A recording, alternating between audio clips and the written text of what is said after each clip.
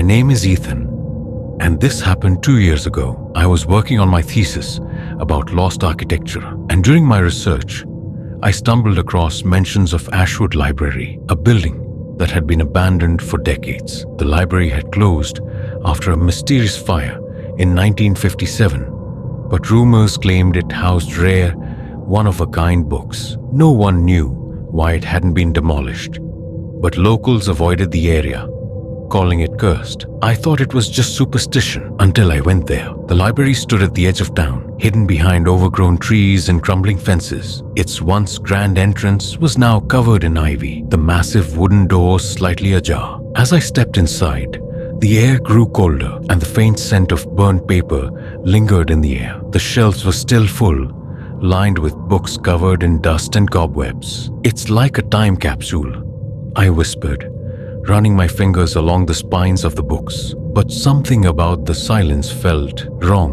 I found a book lying open on a table in the center of the room. Its pages were blank, except for a single sentence written in neat handwriting. "Welcome to your story." Before I could process what it meant, the words began to shift, rearranging themselves into paragraphs. The text described someone walking into an abandoned library, and it perfectly matched what I had just done. As I flipped through the pages, I heard faint whispers, soft and indistinct, coming from the shelves. At first, I thought it was the wind, but the whispers grew louder, overlapping into an eerie chorus. "You shouldn't be here," they said, their voices echoing through the room. I turned to leave, but the doors were gone, replaced by endless rows of shelves. Desperate to find an exit, I wandered through the aisles, but the shelves seemed to move on their own, closing off paths and creating new ones. The books on the shelves began to hum, their pages fluttering even though there was no breeze. One book fell to the floor, its cover depicting a shadowy figure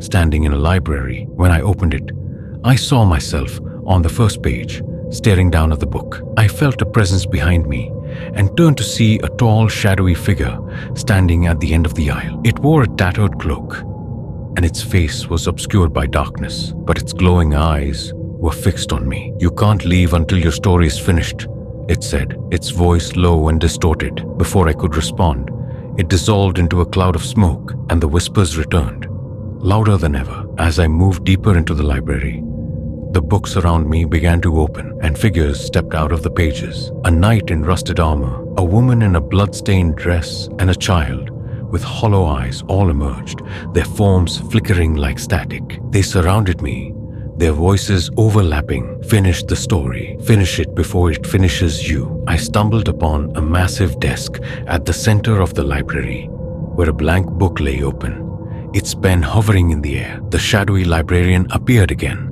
pointing at the book. "Right," it said.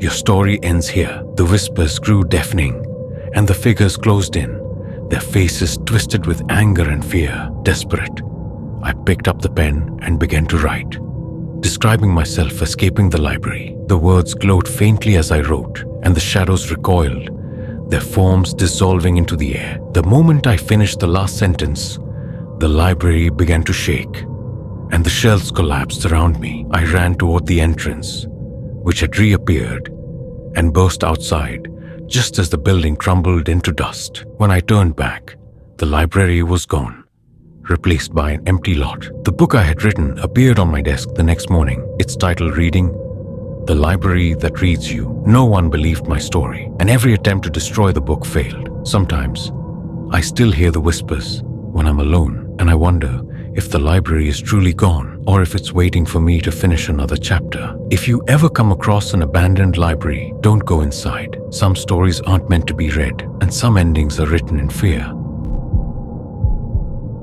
My name is Jack, and this happened 3 months ago. I'm a night owl, always working late into the night while listening to music on my headphones. One night, while scrolling through my music app, I noticed a new playlist I hadn't created. It was titled "Listen Closely." Thinking it was just some algorithm-generated mix, I clicked on it. But the songs weren't random. They were eerily personal, each one connected to specific moments in my life. The first song was one I hadn't heard since I was a kid, a lullaby my mom used to sing to me. It wasn't a recording I'd ever uploaded, but it was her voice, clear and haunting. How? I muttered, pausing the track. The next song started automatically. This time, it was a song I'd listened to with my high school girlfriend. Right before she broke up with me, the lyrics had been distorted. The singer's voice deep and warped, whispering my name. Jack, you remember, don't you? When I checked the playlist again, the titles of the songs had changed. They now read, Your Childhood Fear, The Breakup You Never Got Over, Your Biggest Mistake. The last track was titled Your Final Song. I tried to delete the playlist, but every time I did, it reappeared. When I played another track, I heard faint whispers in the background, my own voice, repeating thoughts I'd had earlier that day. What is this? I whispered to myself. The whispers in the song replied, You already know. The next morning, I woke up to find new tracks added to the playlist, all titled with specific moments from my past. The accident you caused, the lie you told, the secret you're hiding. Each song revealed things I'd never told anyone, things I tried to forget. One song was titled What Happens Next. When I played it, the lyrics described me sitting at my desk, listening to the song as the lights in my room began to flicker. At that exact moment, the lights flickered. The song ended with the words, He's here now. I felt a presence behind me, and when I turned around, I saw a shadowy figure standing in the corner of my room. It didn't move, but its outline pulsed in time with the music. The next song started playing automatically. Its title, You Can't Run. Desperate, I grabbed my phone and tried to call for help, but the screen was frozen on the music app. A new message popped up, Keep listening, or it gets worse. I had no choice but to keep playing the playlist. The final track, Your Final Song, began to play. The lyrics were clear and chilling, describing me standing in my room, staring at the shadow as it moved closer. Your time is up, the song whispered. It's time to join the playlist. The shadow stepped forward, and the room went dark. I woke up the next morning with my headphones still on, but the playlist was gone. When I checked the app, I found a new playlist titled Jack's Memories. It was filled with the same songs from the night before, but the last track was different. Who's next? Now, every time I listen to music, I hear faint whispers beneath the songs, and I know it's not over. If you ever find a playlist you didn't create, don't listen to it. Some songs aren't meant to be heard, and some music doesn't just play, it plays with you. My name is Sarah, and this happened last month. Like most people, I struggle with sleep, insomnia, stress, you name it. One night, I saw an ad for a sleep app called Dream Track. It promised to monitor my sleep patterns, record my movements, and even play soothing sounds to help me fall asleep faster. The reviews were glowing, with users claiming it changed their lives. I downloaded it without a second thought. The app was simple to set up. I placed my phone on the nightstand, activated the record sleep feature, and drifted off to the gentle sound of rain. The next morning, I checked the app. It displayed my sleep cycle with a detailed graph and listed the noises it had recorded during the night. Most of the recordings were normal, rustling sheets, faint breathing, but one stood out. At 3:14 a.m., there was a voice. A low, raspy whisper said, I'm watching you. I convinced myself it was just a glitch or interference from outside, but the second night was worse. The app recorded another noise at the exact same time, 3:14 a.m. This time, it wasn't a whisper, it was a laugh. When I played the recording, I felt an icy chill. The laugh was deep and guttural, echoing as if it came from inside the room. I looked over at the phone, and the app displayed a message. Did you enjoy your dream that night?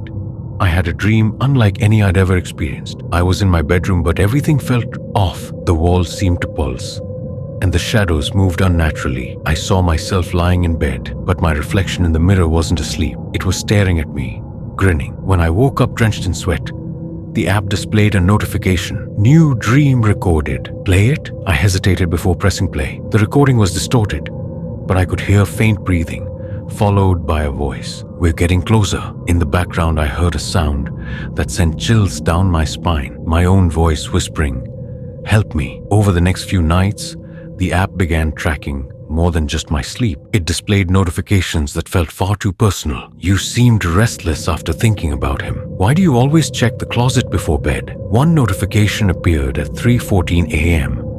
even though I wasn't using the app that night. We know what you're afraid of. I tried deleting the app, but every time I uninstalled it, it reappeared on my phone. That night, as I lay in bed, I saw something move in the corner of my room, a shadow darker than the rest, shifting unnaturally. When I turned on the light, it was gone, but the app displayed a new message. You're not alone. Desperate for answers, I searched online for any information about DreamTrack. What I found was disturbing. Users reported experiencing vivid nightmares after downloading it. Some claimed the app recorded things that couldn't possibly have happened. A few said the app followed them into their dreams, forcing them to confront their worst fears. One post stood out. Whatever you do, don't let it record for 7 nights in a row. That's when it takes over. On the 7th night, the app activated itself at exactly 3:14 a.m. I woke up to the sound of my phone buzzing, the screen displaying the words,